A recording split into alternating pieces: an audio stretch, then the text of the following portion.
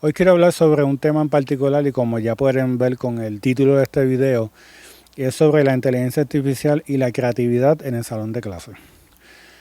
Quiero hablar específicamente sobre cómo se está cambiando la perspectiva o la visión de lo que es creatividad mayormente en el salón de clase. En estos días yo estaba en la oficina de una profesora y ella me prestó este libro que se llama Enseñando con Inteligencia Artificial. Voy a citar para ser más específico. En la página 70, él menciona que la inteligencia artificial, y estoy traduciendo de inglés, claro está, nos va a hacer personas más creativas.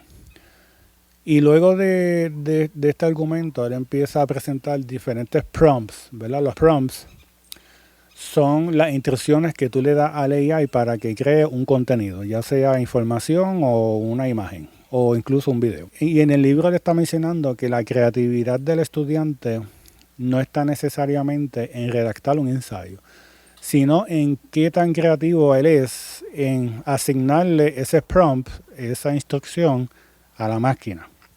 Y él da diferentes ejemplos de cómo realizar un ensayo utilizando la dicción, ¿verdad? La dicción es la forma de escribir la voz de otro autor. Y él da unos ejemplos de cómo los estudiantes pueden, por ejemplo, hacer un ensayo de cierto tema, pero usando la creatividad de utilizar la voz de otro autor. Y claro está, yo estoy en totalmente desacuerdo con esta idea. La creatividad en hacer un ensayo no está en tú imitar la voz de otro autor, porque creatividad, por ejemplo, en la escritura es no solamente tú conocer un tema, tú leer de un tema, leíste un libro y ya, sino de leer ese libro, reconocer los problemas que tiene ese libro. Por ejemplo, reconocer dónde el autor está fallando, dónde a lo mejor el autor está sesgado. Y luego que tú lees ese libro, tú tienes que hacer una comparativa con otros autores. Es decir, tienes que leer otros libros, hacer una síntesis y eventualmente tú como autor, como investigador o investigadora, tienes que entrar con tu propia voz. Eso es una forma de creatividad, porque tienes que leer varios autores y luego tú como investigador tienes que dar tu propia voz, tu propia perspectiva, ¿verdad? Y eso lo podemos llamar como pensamiento crítico. En este libro ellos están diciendo lo opuesto, están diciendo utiliza estos prompts para que tú seas creativo en cómo tú puedes hacer un ensayo de un tema, pero utilizando la forma de escritura de otras personas. Para mí eso no es creatividad en absoluto, porque de la misma forma, utilizando la música, es como decir que si yo voy a Suno, que es una plataforma de hacer música con inteligencia artificial, que me haga una canción similar a Sum 41 o a Blink-182, eso significa que yo soy tan creativo como los miembros de Sum 41 o Blink-182. Para nada. Básicamente es lo equivalente que está sucediendo en la escritura. Estamos diciendo, puedes hacer un ensayo, utiliza estos prompts y mientras más creativo tú eres utilizando prompts, es decir, combina la voz de Stephen King con este otro autor, con Arthur C. Clarke, tú vas a ser una persona creativa. Y para mí eso está obviando lo que es la escritura. Yo llevo alrededor de 8 años leyendo y escribiendo sobre lo que es la ecología mediática. La ecología mediática, en términos simples, es que cuando se inventa una nueva tecnología, desde por ejemplo la invención del fuego, la televisión y ahora el internet y el AI, eventualmente, aunque estas tecnologías se crean con el propósito de resolver un problema o cambiar el medio ambiente, estas tecnologías eventualmente cambian al ser humano o cambian la perspectiva del ser humano en diferentes dimensiones. ¿Qué pasa? Cuando surge una nueva tecnología, una tecnología emergente, sucede lo que yo llamo la amnesia histórica. La amnesia histórica es que usualmente olvidamos que una nueva tecnología se crea para un propósito, ¿verdad? Pero eventualmente se utiliza para otras cosas que realmente no se inventaron. Y eso termina cambiando al ser humano.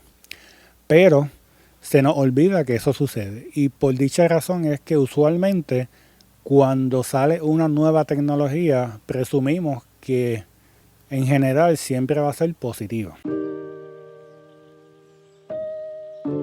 Cuando yo decidí entrar a un grado doctoral, ¿verdad? En yo matricularme a hacer un doctorado, yo me comprometí a empezar no solamente a desarrollar el hábito de la lectura, sino a empezar a redactar, a escribir. ¿Por qué? Porque obviamente tú tienes que hacer una tesis doctoral y esto, claro está, conlleva que tienes que dominar unas destrezas básicas de redacción, ¿verdad? De una redacción académica. Y yo comencé no solamente a leer más, a escribir ensayos que eventualmente se convirtieron, ¿verdad?, en lo que son mis libros. El punto que quiero mencionar es que era obvio que si yo quería hacer un doctorado tenía que dominar una destreza fundamental. En este caso, la destreza de redactar de una forma académica, que es la capacidad de tú leer un autor o leer sobre un tema por un tiempo indefinido, ¿verdad? Porque tú nunca terminas de conocer un tema.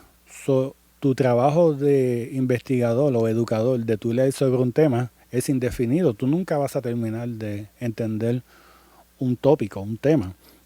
Así que la capacidad de tú leer sobre un tema de manera indefinida y luego usted criticar ese campo de estudio y usted aportar, ¿verdad?, conocimiento y brindar a la misma vez tu propia voz en ese argumento es lo que hace una persona no solamente educada, sino creativa en términos académicos. Y yo pienso que esto lamentablemente se está obviando y hoy día tenemos autores que están promoviendo esa visión.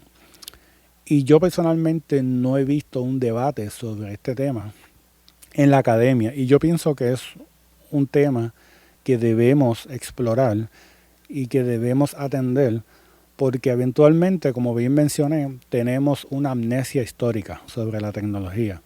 Pensamos que la tecnología siempre va a ser positiva y yo no estoy diciendo que no debemos usar la inteligencia artificial, ya sea en la música o ya sea en la educación, sino que también tenemos que estar dispuestos, tenemos que estar conscientes de las repercusiones que pueden tener estas tecnologías emergentes.